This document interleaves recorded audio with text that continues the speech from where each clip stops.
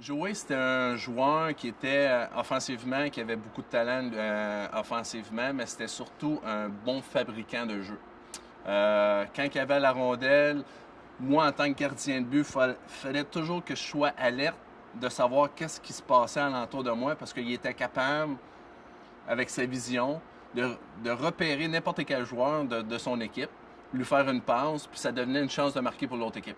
Fait que de mon côté à moi, c'était quand même assez difficile parce que je pouvais pas me permettre de tricher parce que c'est un bon marqueur aussi, mais c'est un excellent passeur. Fait que jouer, c'est un bon joueur, c'est un joueur qui était difficile à jouer contre, mais fallait que tu sois bien concentré, fallait que l'équipe soit responsable dans sa zone défensive quand Joey avait la rondelle.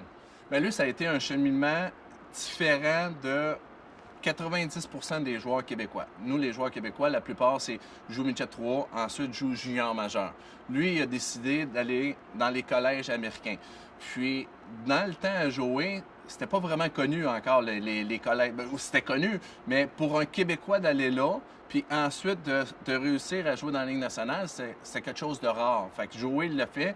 Puis, quand il est arrivé dans la Ligue nationale, on s'attendait pas qu'il y ait ces performances-là parce qu'on ne le connaissait plus. T'sais, quand tu joues dans le junior majeur, tout le monde se suit, on sait toutes les statistiques, on sait quelle sorte de joueur que c'est, et tout ça. Bien là, on l'avait perdu de vue pendant peut-être 4-5 ans. Puis là, il arrive dans la Ligue nationale, puis il a du succès. Fait qu'on a tous resté quand même un peu surpris. Mais par la suite, quand tu connais Joey, tu connais le talent qu'il a, tu dis, c'est normal qu'il y ait ce succès-là dans la Ligue nationale.